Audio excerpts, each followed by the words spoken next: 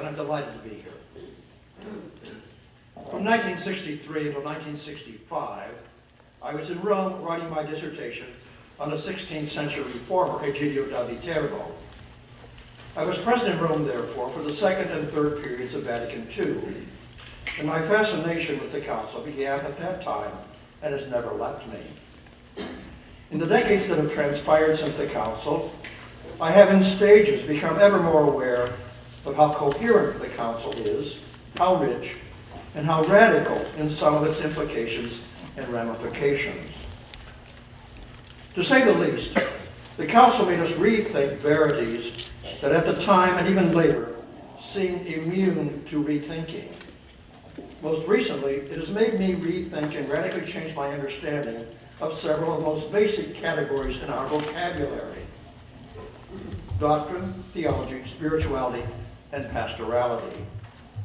The Council dissolved the boundaries separating them and restored to them a coherence among themselves that they had lost in the 13th century. When in that century the masters of the sacred page moved their enterprise from the pulpit to the university classroom, they unwittingly constructed those boundaries. The scholastic enterprise was one of the most stunning achievements of the human race, but as is often lamented, it had the unfortunate consequence of radically intellectualizing our faith and of abandoning meditation on the sacred page for debate about it. In so doing, it built walls separating realities that belong together. The walls became instantiated in the four categories of doctrine, theology, spirituality, and pastorality. It took Vatican II to break down the walls and put the pieces together again. The coherence among those categories that the Council restored is but a manifestation of the profound coherence of the corpus of the official documents of Vatican II, beginning with Pope John's allocution opening the Council, followed by the message to the world the Council issued in its first days, and concluding with Gaudium et Spes, the pastoral constitution on the Church in the modern world. We need, therefore, to break ourselves of the habit of looking at that corpus as a collection of discrete documents, and instead approach them as a single corpus, coherent and focused, despite its many particularities. Vatican II is unique among councils in many ways, and its coherence is one of them. Another is the prominence in it of the word pastoral. In that regard, two instances are striking. The first occurs in Pope John XXIII's allocution, when he told the prelates in the Basilica that the Council was to have a predominantly pastoral character. The second is the designation of pastoral for one of the Council's four constitutions. By designating the Council as predominantly pastoral, Pope John seemed to imply that former councils were not predominantly pastoral. If not pastoral, what were they? Then and now, the answer would certainly be that they were predominantly doctrinal. It would seem, therefore, that the Pope made a distinction between doctrinal and pastoral. Even if he did, in that same allocution assigned the Council a doctrinal character. He said that the world expected from the Council a step forward towards doctrinal penetration. He immediately went on, and a formation of conscience in faithful and perfect conformity to authentic doctrine. He thus seemed to link a pastoral concern, formation of consciences, with doctrine. The waters, you will note, are already getting muddy. The Council designated Gaudium et Spes a pastoral constitution, a designation altogether new in the vocabulary of councils. By so designating it, Vatican II in striking fashion set it off from the two constitutions expressly labeled dogmatic, the Constitution on Revelation and the Church. Sacrosanctum Concilium was, however, simply the Constitution on the Sacred Liturgy, neither pastoral nor dogmatic, which when pitted against the other three, raises further questions about the designation pastoral and dogmatic. Only in the spring of 1965, as the council was entering its final phase, did the coordinating commission assign the title pastoral to the Constitution. I have not been able to find any discussion of why it did so, but I assume it was because Part 2 of the Constitution was entitled Some More Urgent Problems. In that part, the council supposedly descended from timeless doctrine to the contingency of reality, descended to the so-called signs of the times. Was that maybe the reasoning? If so, it would conform to the way doctrine and pastorality were generally understood at the time. The irony, of course, is that Part 2 was rich in teachings. In any case, from that time forward, the document was a pastoral constitution. When the document first came into being in the early months of 1963, it bore the title simply of Schema 17 and then Schema 13. The council, a few days after it opened, issued its glorious but sadly neglected message to the world. In so doing, it laid the groundwork for something along the lines of Schema 17, but as is well known, the more pointed origin of the famous speech of Cardinal Leon Joseph Sunens on December the 4th, 1962. Sunens called for the council to take the church as its central focus in the double aspect of its inner life, ad infra, and its external manifestations, ad extra. Schema 17, the later Gaudium et Spes, was meant to be the expression of the latter aspect, which, as Sunens called for it, did not connote a document any more or less pastoral than the former aspect. Many previous ecumenical councils operate on the basis of two categories of decrees, one more obviously pertaining to doctrine, for example, confessions of faith, the other more obviously to aspects of ecclesiastical discipline. In the history of the councils, this distinction does not hold with perfect consistency, but in the Council of Trent, it received the form with which the prelates at Vatican II were most familiar.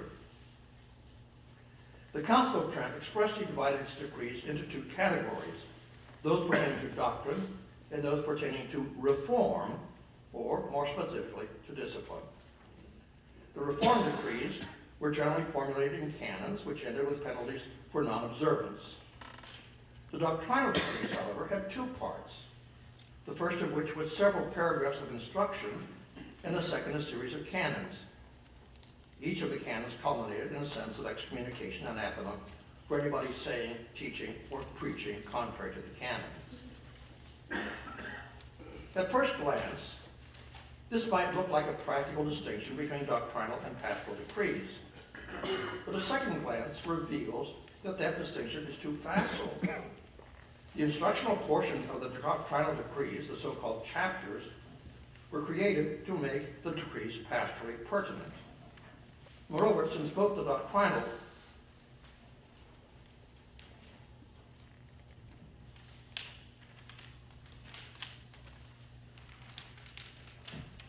and the reform decrees ended in punishment for non-observance, both were disciplinary decrees. Only if we step back for a moment and take a look at the origins of this phenomenon can we really understand what was going on. I realize that in so doing, we are retracing ground with which you are familiar, but I think the retracing is nonetheless pertinent. As councils began to develop in the Hellenistic world of the 2nd century, they, as a matter of course, adopted procedural models current in the Roman Empire, most notably in the Roman Senate. Although the so-called Council of Jerusalem, described in chapter 15 of the Acts of the Apostles, remained the scriptural foundation and justification for councils, the Roman legislative and judicial procedures determined what councils did and how they did it. The Senate made laws, to which were attached penalties for non-observance. It acted as a court of criminal justice for rendering verdicts in high-level cases concerning crimes committed against the state. The development culminated and received paradigmatic form with the Council of Nicaea 325. The role of Emperor Constantine added strengthened the analogy between council and senate. The emperor convoked the council.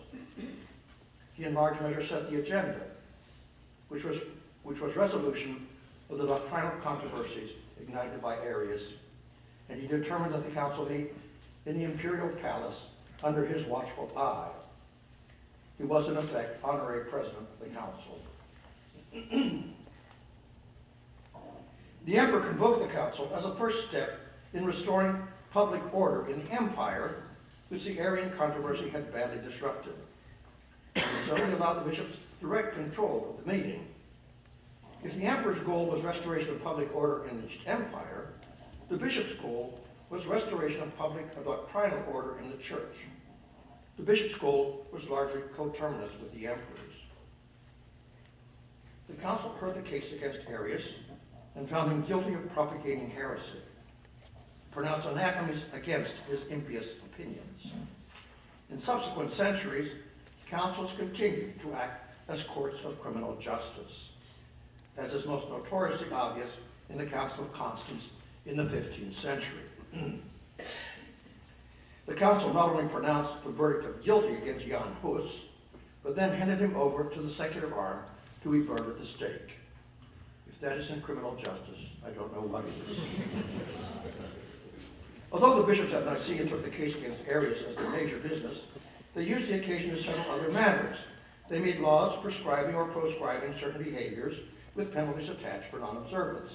They, for instance, levied penalties against clerics who castrated themselves.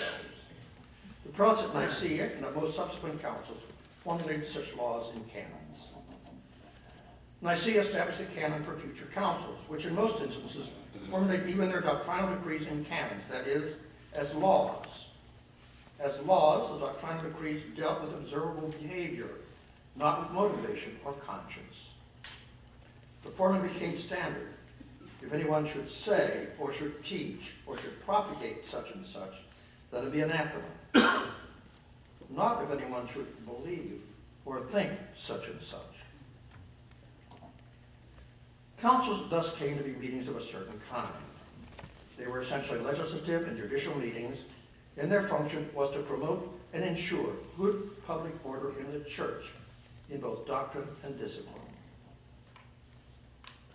Councils most frequently, most consistently, and most characteristically employed canons to accomplish that aim. The Council of Trent, for instance, issued over 250 doctrinal and disciplinary canons. Even with this drastically reduced agenda, Vatican Council I issued 21. Vatican II issued not a single canon. The first clue that something of high importance was taking place. In his extraordinary address opening the council, Pope St. John the 23rd directed the fathers of the council to address the problems facing the church by making use of the medicine of mercy rather than severity, demonstrating the validity of the church's teaching rather than by condemnations.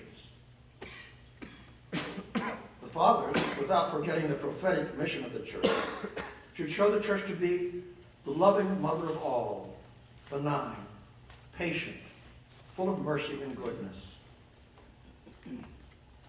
With those simple words, the Pope liberated the council from the legislative judicial model and set in motion a process that led the council to abandon the most characteristic function councils had performed up to that time. That is, consolidating public order in the church and isolating the church from external contamination. He opened the council to a new function. He gave the council freedom to do something new. The bishops at the council heard the Pope's directives to avoid condemnations, and they wanted to comply. To say something positive rather than negative means praising it rather than criticizing or condemning it. Praise became, therefore, the major rhetorical form the council adopted, and praise language is utterly different from the language of laws and judicial verdicts of guilt and innocence. Vatican II, like all the councils before it, can be defined as a meeting, principally of bishops gathered in Christ's name, to make decisions binding on the church. That is how Vatican II is continuous with previous councils. Vatican II is discontinuous, however, in that its decisions consisted largely in articulating values, norms, and ideals to guide persons, popes, bishops, priests, laity, non-Catholics, in their choices and modes of life. The decisions were thus less intent on punishing misbehavior and more intent on providing encouragement and guidance for a person's best instincts and aspirations. They pertain, we can say, to the pursuit of holiness. You're getting close to an appreciation of the coherence of the Council's corpus. If the Council was free to do something different, what did it do? It followed Pope John's directive and tried to take a step forward toward doctrinal penetration. More specifically, it went to work to explore the Church's identity, to recall and develop the Church's most precious values, and to proclaim to the world the Church's sublime vision for humanity. That is what the Council tried to do, and that is what it accomplished. That is very different from establishing proper public order in the Church. That was a revolution in the history of councils. Any attempt to understand the significance of Vatican II must take that reality as its starting point. The Council forged for itself a new function and goal. Vatican II, I repeat, took as its task an exploration of the Church's identity in all its facets, a development and incisive articulation of the Church's most precious values, and a resounding proclamation of the Church's sublime vision for humanity. It seems to me that from its first moment until its last, that's what Vatican II was doing. Once we understand that that was what the Council was doing, we grasp that the Council was a wonderfully coherent enterprise. The genre of discourse that Vatican II adopted was the vehicle by which the new goal was accomplished. Despite the Council's extraordinary complexity, the genre imbued the Council with simplicity and coherence no previous Council had known. Every document of Vatican II relates to the others, a phenomenon promoted and revealed in the remarkable intertextuality of the Council's decrees. No document stands on its own. For instance, as Massimo Fagioli has shown so conclusively, Sacrosanctum Concilium, the first document the Council approved, contains basic principles that animated all the documents that followed. If we examine those principles, we see that reconciliation emerges as a fundamental Christian value that the Council hit upon as a leitmotif. John the 23rd indicated reconciliation with other Christian bodies as a motive for convoking the Council, when he defined the Church as the loving mother of all, benign, patient, full of mercy and goodness. He ended that sentence with the words, towards all those separated from her. Unitatis redintegratio, the decree on ecumenism, was the result. When John insisted with Cardinal Bea that the Secretariat for Christian Unity produce a document on the Jews, he implicitly set the Council on a wider course of reconciliation, which had enormous implications. Nostra Aetate imposed upon Catholics a starkly new and utterly unprecedented job description: to be agents of reconciliation among different religious confessions. A job description that the popes took to heart and that Pope Francis is fulfilling in dramatic fashion. Nostra Aetate thus imbued Christian spirituality with a new modality.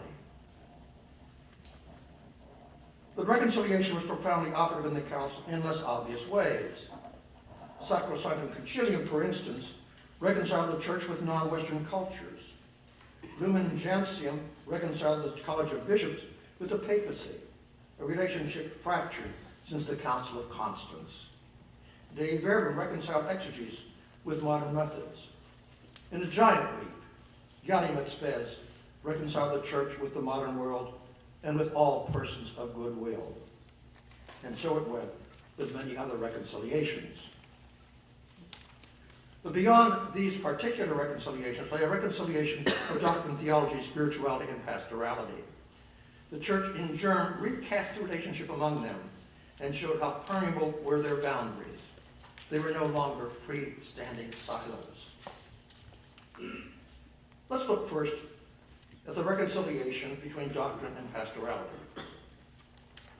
We take it as axiomatic that Vatican II was a pastoral council. Thus, it was denominated by John 23 himself. The Pope certainly did not mean to suggest that as pastoral, the council was second-rate. Yet in the 1960s and even afterwards, some drew that conclusion. The designation pastoral implied that the council's decrees were less substantial, more contingent, more subject to reform, or even dismissal than those of the supposedly great dogmatic councils of the past, such as the Council of Trent. But if we judge a council's dignity and gravitas by the number and importance of its doctrinal imperatives, does not Vatican II qualify as a council of supreme doctrinal importance? True, Vatican II did not define a single doctrine, but if we look at council language, did the Council of Trent define any? I do not find the word in the council's documents. What Trent did was excommunicate persons who behaved in certain ways concerning doctrine. It, for instance, excommunicated 33 such persons in his decree on justification alone. But I find it a little hard to swallow that each of those excommunications constituted a truth de fide definita. I therefore do not find the fact that Vatican II did not define any doctrines proof that it was not doctrinal or that it was doctrinally lightweight. The Council did not define any doctrines because, among other reasons, it adopted a mode of discourse different from that of operative in councils that produced definitions, most notably Vatican I.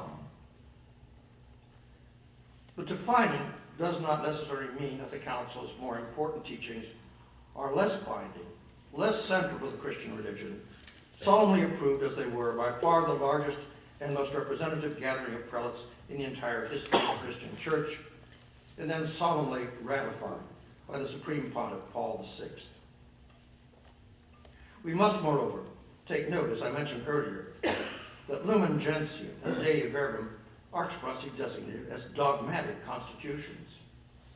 If we in fact count the number and weigh the importance of the teachings of Vatican Council II, the Council emerges not as council-like, but as the very opposite. Here are some of those teachings, which I list in no particular order, but certainly toward the top is the Council's teaching that what God revealed in Jesus Christ was a person. Bingo. Big truth. In the same Dei Verbum, the Council taught that the Bible is truly inerrant only in what serves to make the people of God live their lives in holiness and increase their faith. That is to say, revelation consists in what serves to make the people of God live their lives in holiness and increase their faith. Bingo again. The repercussions of that often overlooked teaching are profound and significantly reshape how we henceforth must think about the relationship between doctrine and spirituality, and therefore between theology and spirituality. That teaching highlights and bestows great gravity on another of the Council's most characteristic teachings, repeated again and again after it first appeared in Lumen Gentium, that the purpose of the Church is to promote the holiness of its members. Holiness became a pervasive theme of the Council, which, sad to say, is often overlooked by commentators. That the Church is about holiness is a truth of absolutely central to Christianity, and from the first days of the Church appeared in countless texts dealing with our faith. No previous council, however, took the trouble to tell us that, largely because the legislative judicial model would not let it emerge. Vatican II solemnly ratified it and put it in the forefront of what we believe as Christians. Whatever God revealed, he revealed for holiness' sake. Christian truth, holiness truth, is spiritual truth, is holiness truth. You will agree, I assume, that this is not a trivial teaching. Thus, the council did more than simply produce a practical answer to an exegetical question. It provided yet another impulse, establishing the council's coherence. If through the lens of holiness we look at the council's official documents, beginning with John's allocution and the message to the world, we see them anew, and we see how one relates to the others to produce not only a profile of the ideal Christian in today's world, but as well a program for attaining that ideal.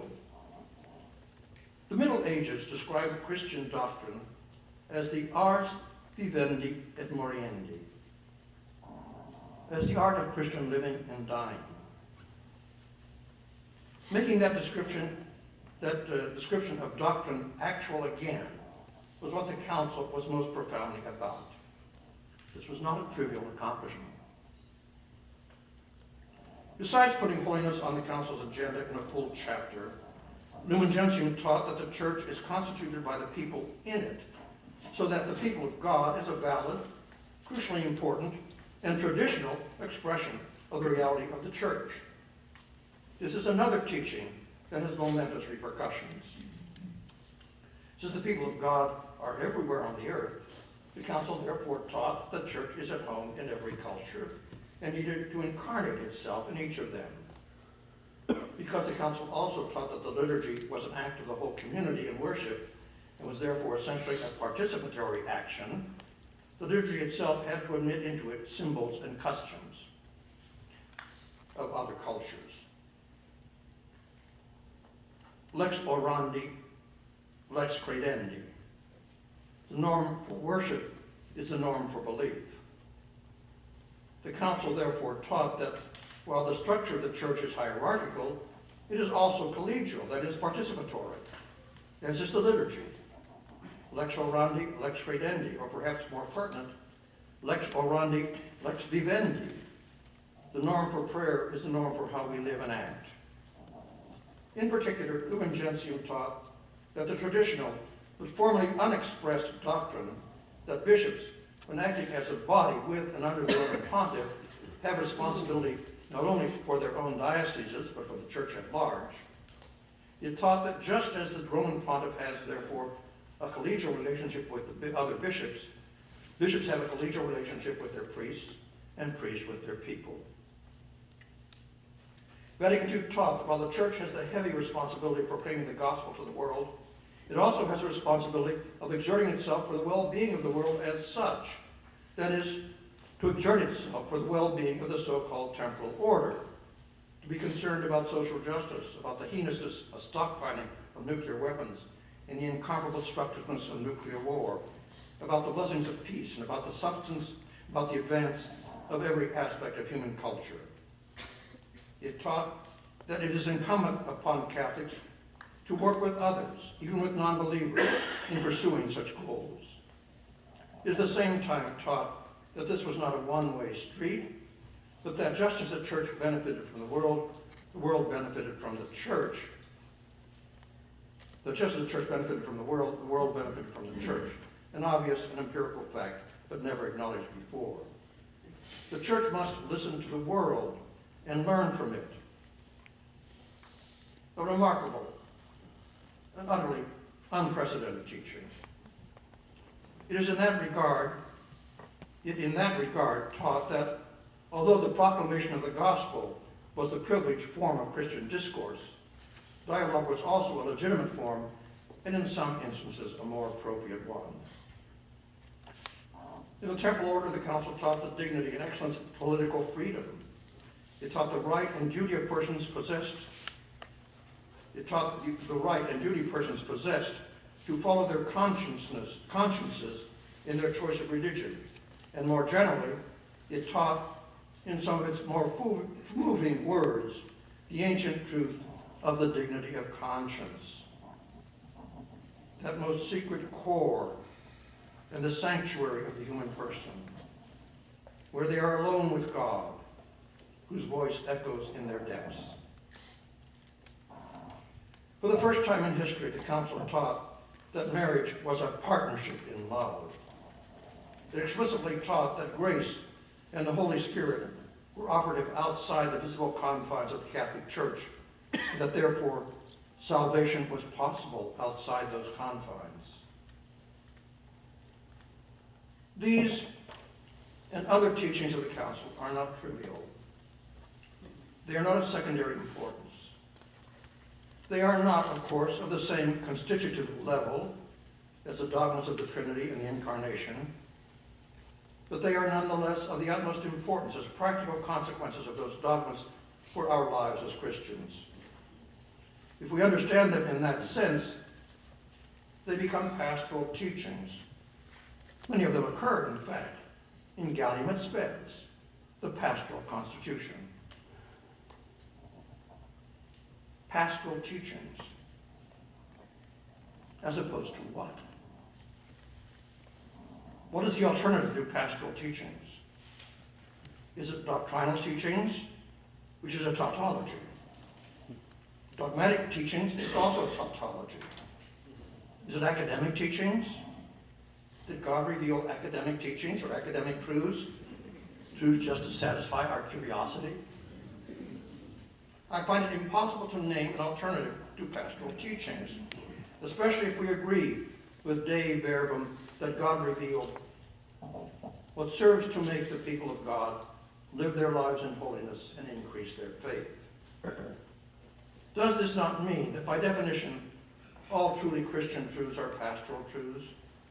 We're not then saying that Vatican II is a pastoral council because of what it teaches. We're not saying that Vatican II is a pastoral council because it is a doctrinal council. I think we are.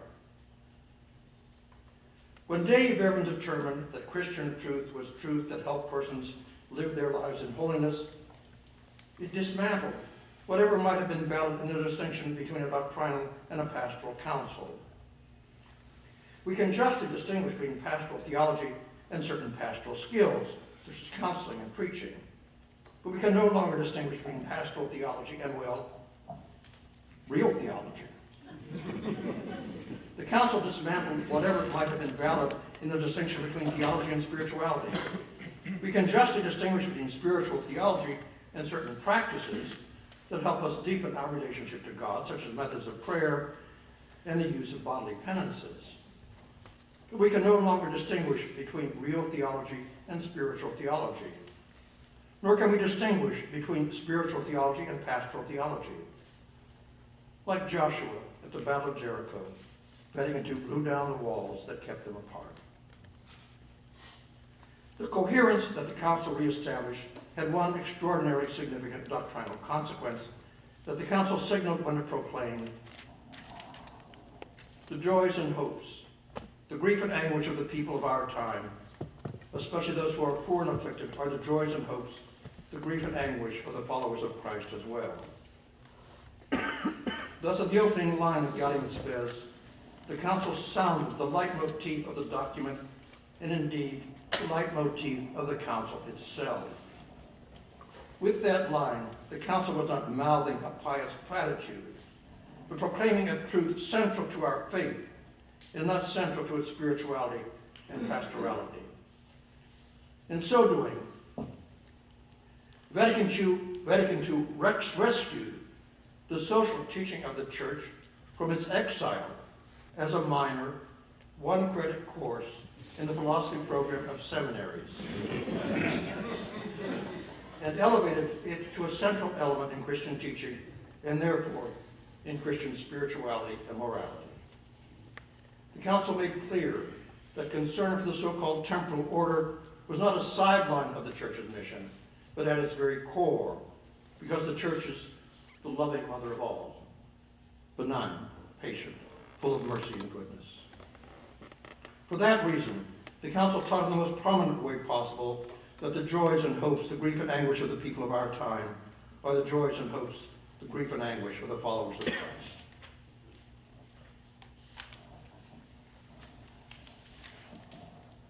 Pope Francis, a voice crying out in the world, mercy, justice, love, and care for the earth. current Roman pontiff is a complex man, not easily analyzed. Nonetheless, I think we can discern at least three formative influences upon him. First of all, the global South, which has different experiences and different priorities than the North, especially the North Atlantic. Secondly, his formation and experience as a Jesuit. I find it easy to detect Jesuit influences upon him. When he described himself as a sinner, for instance, he was quoting Decree 2 of the Jesuits' 32nd General Congregation, a congregation that both he and I attended, and at which that definition was burned into our souls. Finally, Vatican II. Francis is the first pope in a half-century not to have participated in the council. In my eyes, that is an advantage, because unlike his immediate predecessors, he is not still fighting on some deep psychological level the battles of the council.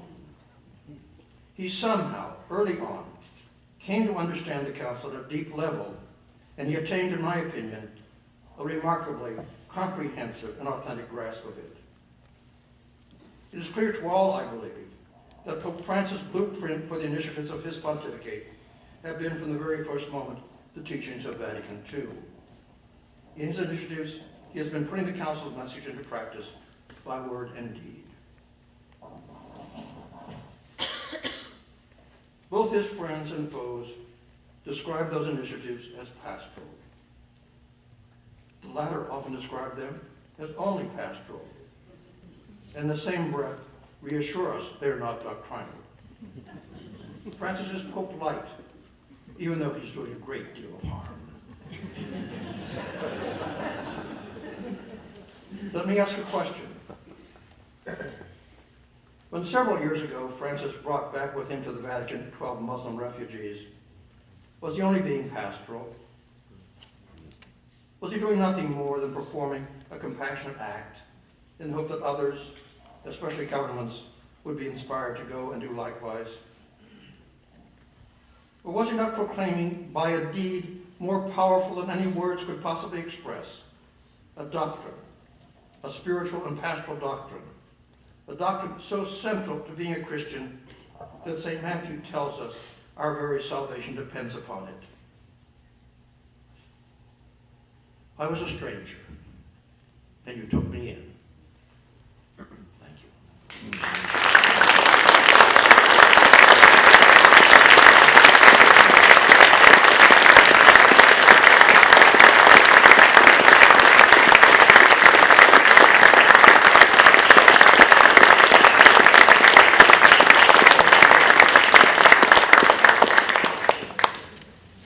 Well, dear me, there's a lot of time left.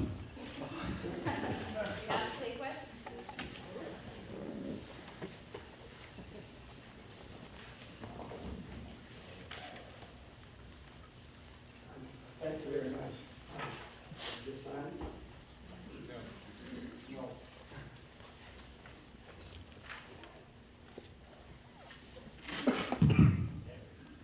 Thank you very much. You've answered this already implicitly, but what would you say to those those commentators who accuse Gaudium et Spes, among commentators such as, I think, Karl Barth, that it was too optimistic? Well, so you hold the question, is that Gaudium et Spes too optimistic? This was a problem raised in the council itself, in the version that was presented with the council in the spring of 1965, and aroused two articles, important articles, one from Karl Rahner and one from Joseph Ratzinger, saying it was too optimistic and didn't take sufficient account of sin and the cross and so forth. So this was a big crisis in the council, because the German episcopate, as a matter of fact, the German-speaking episcopacy, was behind Ratzinger and Rahner on that point. So it led to a major crisis. So there was a hectic another look at the document and reworked. And I think if you read the document today, you'll find there's plenty in there about sin and the cross and so forth. So, but it's optimistic because it's really kind of I feel that underlying the documents was an implicit sort of Thomistic view of reconciliation. And so we are Christians. God so loved the world that he sent his son to reconcile the world with the Father. So we're not obviously... I won't say what I was going to say. I'll put it this way. We are not Augustinians in the sense that Luther was an Augustinian.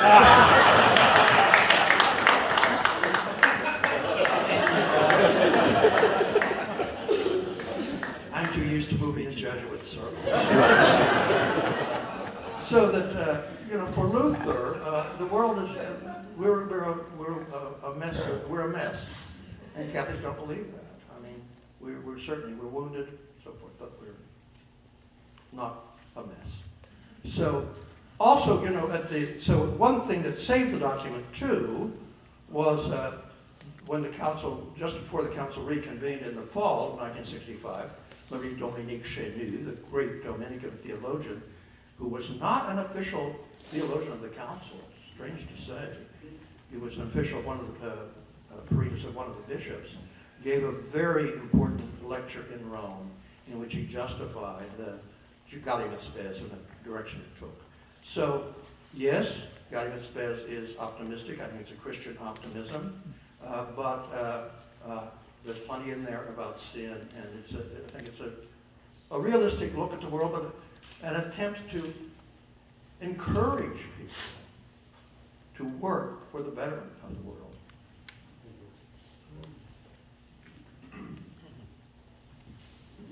May I ask, how would you compare and distinguish, if you wish, your approach to Vatican II in the one volume that you did with the Bologna School, the 5 volumes? How would you relate your work to theirs? Well, I've had a kind of informal relationship with that school for a long time, but never anything very, serious or long-standing. And was a new Giuseppe Albarigo and Alberto Maloney and that whole crowd. So those 5 volumes that Joseph Komanchek edited in the English language edition, which is better than the Italian edition, were extremely helpful to me in writing my book. I could not have written my book without it. But I think I have some things in there that they don't deal with. For one thing, one criticism of those Bologna volumes, the 5 volumes, is they begin in 1959 with the convocation of the council by John the 23rd. That's not right. I mean, it's not sufficient. You really have to begin before that to see what was going on that led to this council. So that's one way I distinguished myself from them. I've also, I've been pointing out specifically the approach to history, the 3 ways of dealing with the past, aggiornamento, development, and ressourcement, the use of the new literary form, and so forth. So I think maybe I go beyond them. Father John, you've illustrated beautifully the transition of the council from the legislative to the pastoral, if I can put it that way. A key theme in this papacy is the centrality of grace, and we saw that on Monday with Gaudete et Exsultate. To what extent is the Pelagianism and the Gnosticism, which he sees as the enemy of pastoral conversion, to what extent can that be equated with a kind of legalistic or legislative mentality from which the council was seeking to free us? Obviously the two are not coterminous, but I just wonder whether there's a connection between the two. I think there's a very clear connection, because what the legislative judicial model is concerned with is behavior. So if you behave this way, you're okay. Now, you're okay in the public order. That's what this means. You're okay in the public order. It's not saying anything about how you are inside, because it doesn't deal de occultis non judicat ecclesia. But it's dealing with the outside world. But what is Pelagianism? Pelagianism is, I've got to be a good boy, I've got to be a good girl for God to love me. I've got to prove and merit God's love. That is Pelagianism. And that's bad. And I think, for me, sort of speaking spiritually, as I see the history of Christian spirituality, all the great saints eventually came to that point. I mean, Ignatius Loyola in the Sucipe at the end of the spiritual exercises. Luther himself, justification by faith alone. I can't do it. It has to be God's love. And others as well, and Francis de Sales and so forth. So, for me, there is a correlation, as you put it. That's a good way to put it. There's a correlation.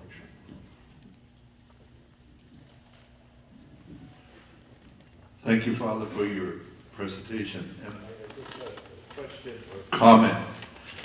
You mentioned and reminded us of the Council's emphasis to listen to the world and learn from it. And I thought, Second World War, and now in the North Atlantic sphere, the vocation crisis. Doesn't the world, in a way, push the church to face certain realities as well? Of course it does. And, to talk about the church learns from the world, what are we saying? The church is us. We're in the world. We are this is us, we're the church. So say that we learn from the world, we're creatures of our own time and so forth, so that's how the church operates. So yes, the world does push the church because we push the church in different ways because of what we see, what we think is needed, and so forth. It's just sort of an obvious way to go. So I say when the council said that the church learns from the world, that was an unprecedented statement. So it was a statement of an obvious reality that had always been operative. It's just now finally articulated and made public, you might say.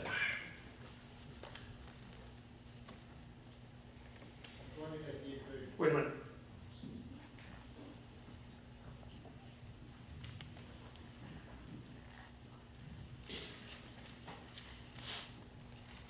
This is the last question.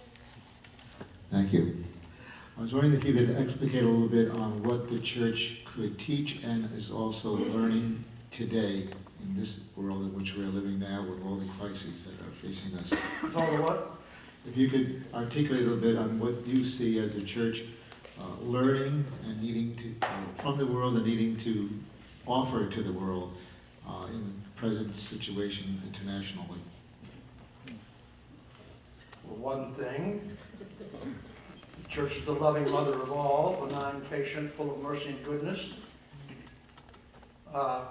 It also, as Pope Francis is doing so well, addressing the very urgent problems of refugees, migration, the ecological questions and problems and so forth. So there's plenty that, I think Pope Francis and the church at large is dealing with those things. So I think those are what the church's message to the world today is, and must be, and that's our message to the world.